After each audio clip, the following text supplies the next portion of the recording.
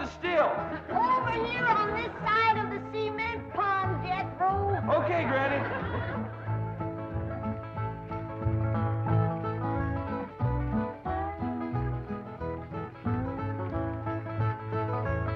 Come on. He's waiting.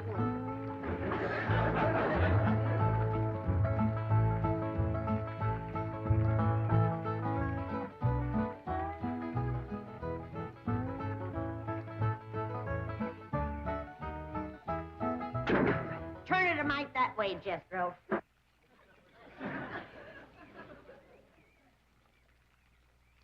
Only one bad thing about putting you still here, Granny. What's that? Drydale place is downwind. The smell of your corn liquor brewing is going to drive poor Miss Drydale right out of her mind. She's a drinking woman. How do you know, Uncle Jay? Well, he kind of let it slip out. Remember when we was unloading this from the truck? Yeah? He says to me, what's that? I said, that's a still for making corn liquor. He turned kind of white and trembly, and he says, oh, please don't ever let my wife see that. I reckon she just can't leave the stuff alone. Some folks like that. Terrible. Come to think of it, that's how come she's in Boston. What kind of drinker? Yeah. Miss Hathaway says she goes all over every place looking to get cured. Damn city cure's no good. The minute you go to taking it away from them, they want it all the more. I could cure Mrs. Drysdale of her drinking in 2 days. Oh, Granny. I just telling her she could have all she wanted. When they find out you don't care if they drink, they don't care to drink. That sure would be a blessing. Huh? Over here, Ellie, now. No more talk about drinking. Hey, look, everybody. Ella Mae's wearing a dress.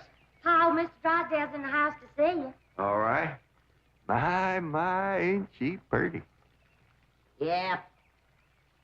But, Ellie, you're showing too much bare hop. Well, that ain't her fault, Granny. She just got the dress on backwards. Ellie, honey, put it on the other way around. All right. Hold it. Hold on. The world kind of a dress is that? Well, Miss Hathaway says it's a California sundress. Wouldn't let no son of mine wear it. Daughter neither.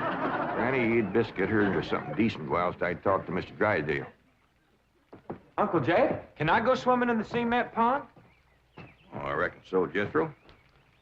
But this ain't like the swimming hole back home. You can't go in there without no clothes on. I can't? No, sir. Okay, Uncle Jay.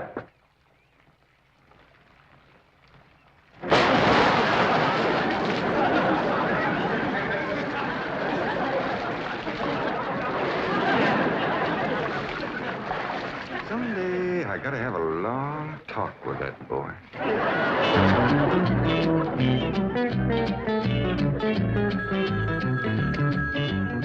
Mr. Drysdale's office, Miss Hathaway speaking. Boston. That must be Mrs. Drysdale. No, don't put her on. She'll only make my life Mrs. Drysdale. How are you? How are things in Boston? Oh, the doctors here are just as silly as the ones in Beverly Hills. They insist there's nothing wrong with me. They've got me so depressed. I just had to call and talk to my darling. Are you taking good care of him? Oh, yes. As a matter of fact, he's stretched out on the sofa right now having his nap. How sweet. Well, the moment he wakens, you take his temperature and give him some of that blue medicine. What? He's waking now? Oh, marvelous. Put him on. Tell him Mumsy wants to hear his sweet voice. Speak to your mumsy. He whined. Oh, he probably has a migraine. Oh, poor Monsieur, my lord. Even made a hypochondriac out of you. Any message for Mr. Drysdale? Who? Oh, Melvin, my husband. Yes, well, is he there? No, he's up at the Clampett estate. Clampett. They bought the place next to yours just about the time you left for Boston. I don't find them listed in the first families. You tell Milburn not to mingle with them socially until I've had a genealogical check run on them. We don't want riffraff living under our very noses. For for pain. One swaller. Don't open near fire. I'll be right in, Mr. Drydale. Thank you, Ellie Mae. Granny, this is quite an array of medicines you have here. Yep, them's all the remedies I made myself. I wish you'd make something to help my wife. She's a terrible hypochondriac. Oh, What's the hypochondriac? Ellie, you run along now. I'll join you directly. Yeah, she goes from doctor to doctor to doctor. Well, I reckon the doctor can't help what's ailing her. Of course they can. It's psychosomatic. But she insists on prescriptions. Oh, I wish you could see our bedroom. Bottles all over the place. I plead with her. I hide the stuff. She always finds it or gets more. You think that's a lot of bottles? You should see my wife after a trip to the pharmacy. Why, she's so loaded she can hardly stagger up the stairs. Sit down, Mr. Drysdale. Set yourself. And she has a dog. A perfectly healthy poodle. Now, would you believe that she Don't tell me. laps it up just like she does? Lord, look. You're sure toting a heavy burden. Now, maybe I can help you. Now, if she was to think that every time that she was to... You can just wear that barrel till your clothes get dry. What happened to Jethro? Get too close to a skunk? He jumped in the pond with his clothes on. Mr. Drydale, I'm sorry to kept you waiting. Did Granny tell you about her complaints about the kitchen? Jed, I'm ashamed to mention my piddling troubles to a man bowed down with the misery he's got. You know his wife.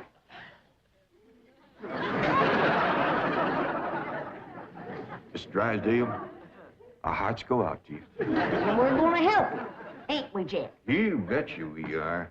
Man serves a poor purpose in this world if he can't help his neighbor. Oh, you're very kind, but I'll manage. I've been living with it for years. Have a nip, it'll brace you up. Oh, no, thank you. I never touch it. You hear that, Jed? Poor man. He's got all the trouble and none of the fun.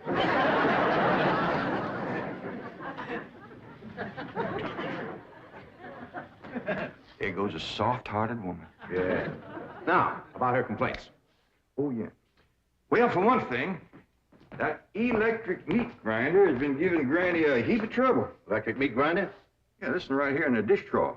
Oh, it grinds the meat all right, but then you can't find it. It goes down that pipe. Granny lost 2 squirrels and a rabbit in that thing. That's a disposal. You only put things in there that you don't want. Now, Mr. Drysdale, that ain't altogether true. Granny sure wanted them squirrels and that rabbit. And another thing, this here sideways pump don't work at all. We must have carried in a barrel of water to prime that thing, but it don't work. Oh, there's another thing. Every once in a while, this little thingamajig here makes a ringing noise like that. There it goes again. Well, that's the telephone. Someone's calling you. I don't hear him. They're calling you on the telephone. Say hello into it. Hello. You have to lift the receiver first. Now say it. Hello. Mr. Clampett? He said my name. Can he see through this thing? No. Mr. Clampett, may I please speak to Mr. Drysdale? Well, they sure can see, or else how would they know you're standing here? That's my secretary. She knows I'm here. Yes, Miss Hathaway. Mr. Drysdale, I have some messages. Well, I'll be doggone. Granny! Ellie Mae! Come look what we got! The Clampetts have just discovered the telephone.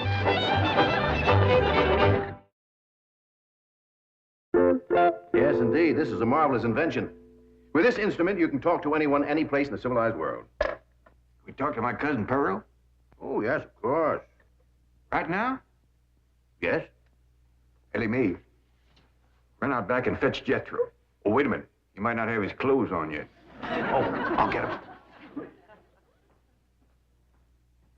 Jed, is he greening us? Can we honest to goodness talk to Pearl on this thing? You heard what he said.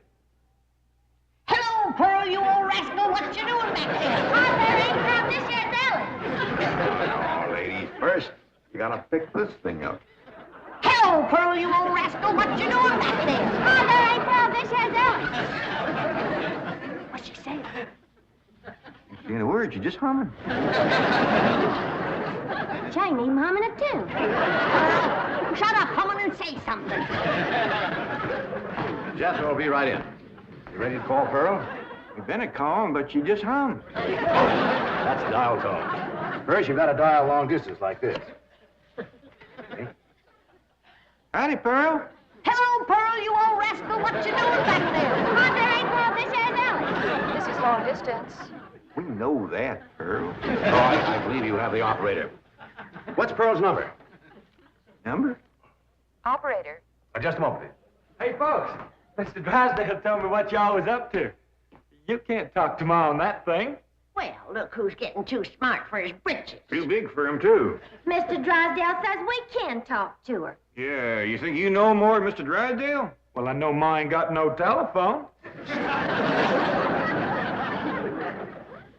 Excuse me, call operator.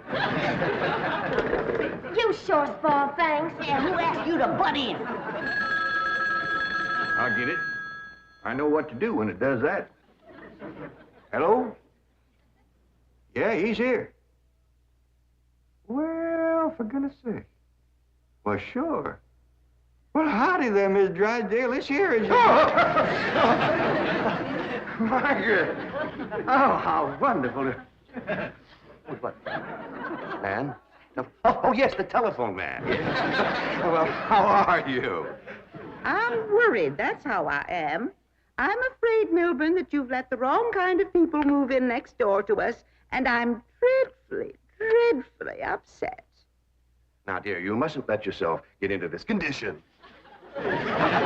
Control yourself.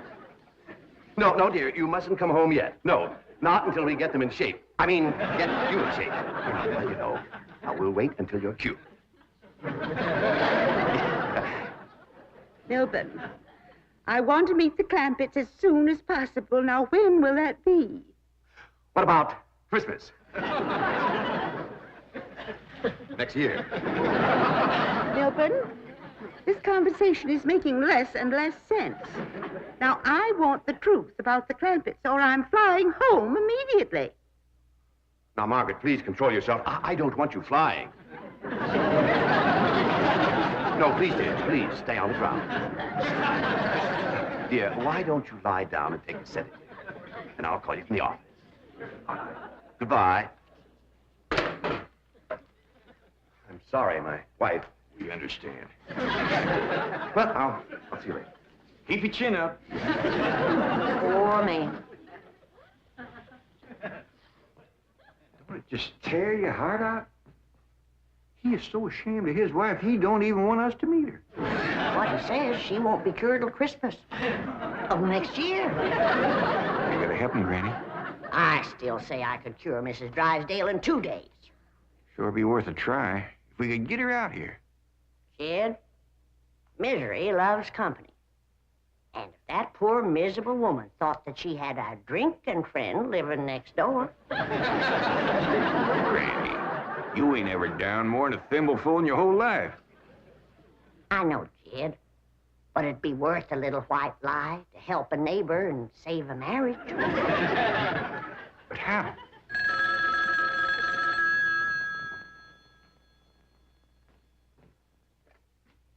Hello? Yes, ma'am. Ain't that a stroke of luck, Granny? It's Mrs. Drysdale again. Well, no, ma'am, he ain't here, Mrs. Drysdale, but Granny and me'd like to talk to you. We's your next-door neighbors, the Clampetts. Listen, honey, I got my still set up not 50 feet from your back door. Now, you come on home, and you and me will get glassy-eyed, falling down crocked. We'll get juiced at eyeballs. How does that sound to you, honey? I don't hear nothing. Me neither.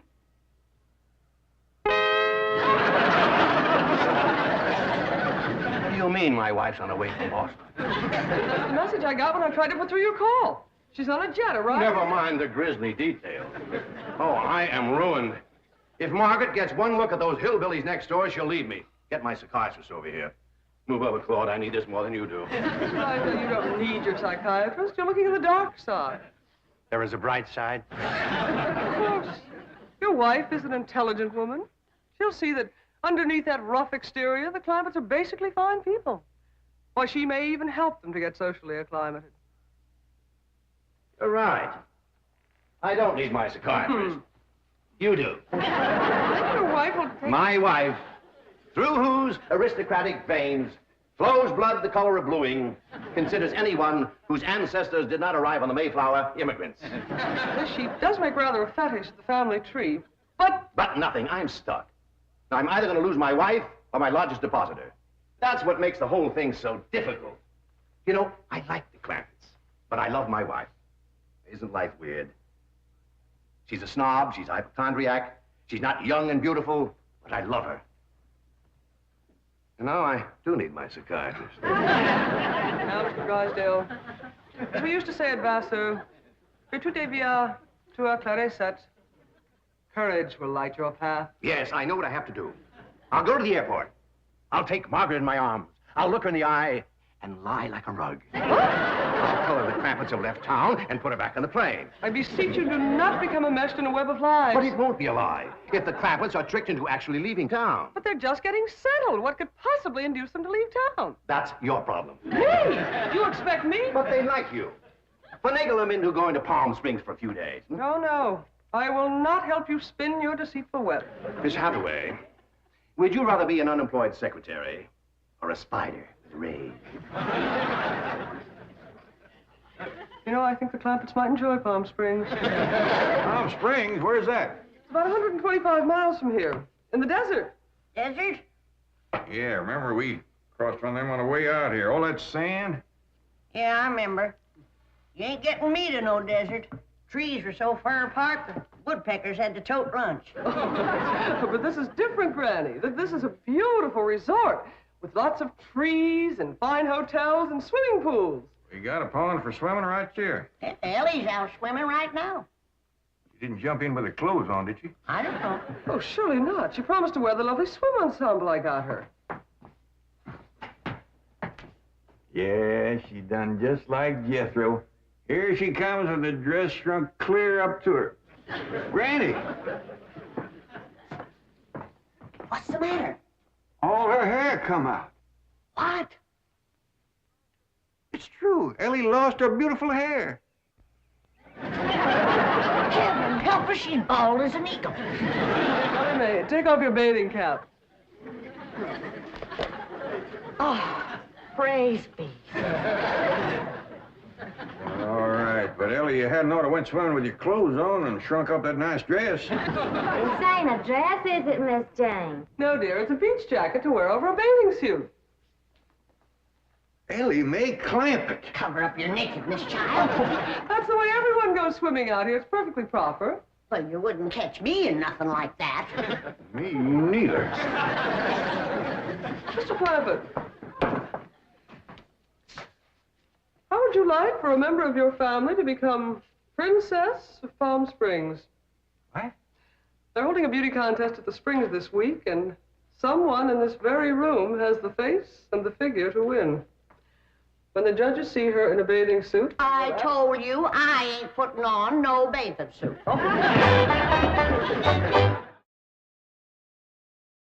Believe me, Mr. Clampett, this beautiful daughter of yours can win that Palm Springs beauty contest without even trying. Can we go, Pa?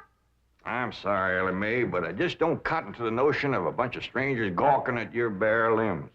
Besides, we already know you're the prettiest. Why shame all them other girls? Run along and get some clothes on. Yes, sir, Pa. Mr. Clampett, I do wish you would reconsider about going to Palm Springs, even if Ellie Uncle doesn't... Jay, Duke, and... Howdy, Miss Hathaway. Jane to you, Jethro. Well, Jane to you, too. Duke and me's all set to go hunting, ain't we, Duke?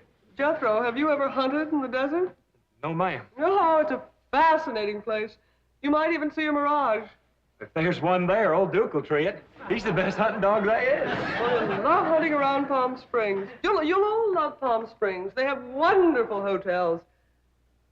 Have you ever stayed in a beautiful hotel suite? No, I ain't, darling. Granny, let's you and me go and leave these two lovebirds alone. No, wait, please, let me take you all to Palm Springs. I'll tell you what. Why don't you take Jethro and Ellie Mae and me and Granny will stay here? But then Mrs. Drydale would see. I mean, Is Drydale coming home? Is that why you was trying to get us out of town so we wouldn't meet her? yes, that is the reason. I'm so ashamed I could die. Well, now, don't go to crying about it.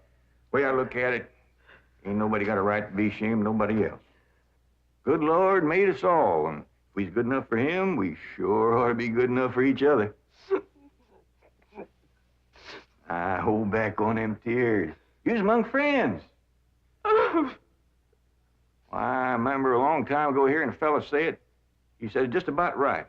He said, there is so much good in the worst of us and so much bad in the best of us that it don't hardly... Boo! Well, go ahead and bawl. It'll make you feel better. I'll tell you what. If this means so much to you, we'll all pick up and go to them Palm Springs with you. Oh, bless you. Mr. Drysdale will be so happy. I'll go help Billy Mae pack. I'm telling you, that Miss Drydale must be a mess. She's gonna need our help, Jed. This is a poor time for us to be a-leaving. Yeah, we gotta help her once we get back. Right now, we gotta respect Mr. Drysdale's feelings. Jethro, you go get the truck ready. Okay, Uncle Jed.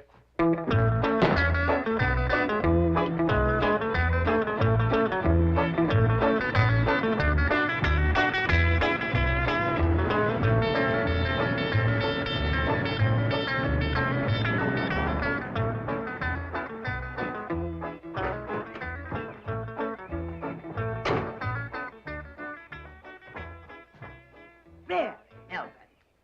The Clampetts gardener shouldn't leave his car parked in the front driveway that way. Oh, you're absolutely right, dear, yes. Oh, Margaret, don't you want to stop at home first and freshen up? Take some medicine or something? Milburn, I have just flown 3,000 miles to meet the Clampetts, and I intend to meet them right now. Oh, Donnie, they're probably out of town. You see, they travel extensively. Oh, they're wonderful people. It'd be a shame if you missed them. But I know how anxious you are to get back to Boston and your doctors. And Sonny. How is Sonny? How's he like Harvard this year? Is it Yale? Princeton? Dartmouth? Let's go ask him. Milburn, what is the matter with you? Milburn, let go. Let go, you hear me? Let go, I say. Let go. Have you gone mad? Let go, you beast. Step aside, lady. I'll shoot it.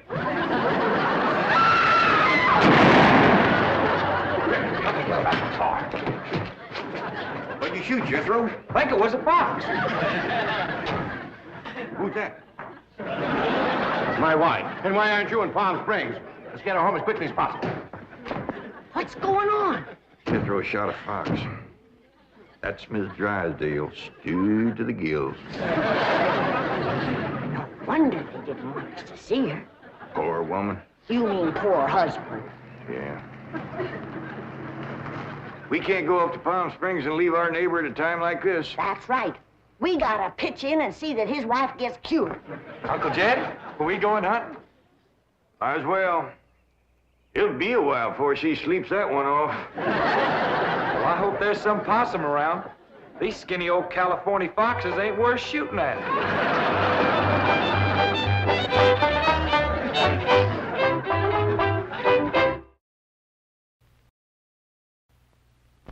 What you doing, Granny? Making myself a new pipe.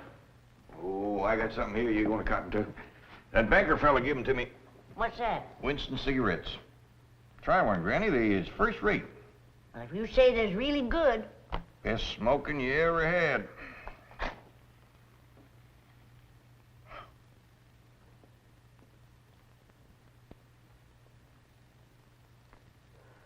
By thunder, Jed, that is good smoking. Now try it this way, Granny.